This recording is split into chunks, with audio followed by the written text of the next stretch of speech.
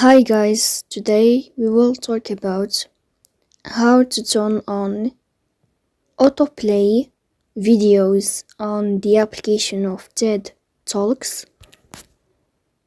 You will install in the first you will go to Play Store. You will click here on search, then you will go to TED Talks app.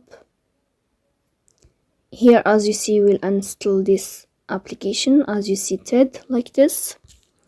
When it's installed to you, then you will go to this application here that you are installed.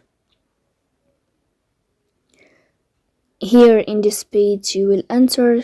You will wait a moment until you find the first page of TED like this.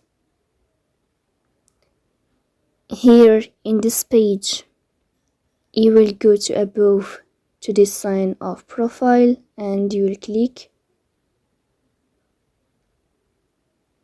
Here in this list we click in this window of settings,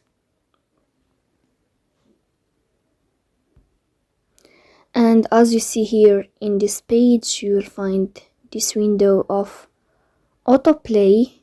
You will find this sign and you will click here, and as you see, if this sign changed to this blue color, then you can know how to turn on autoplay videos on the application of TED Talks app.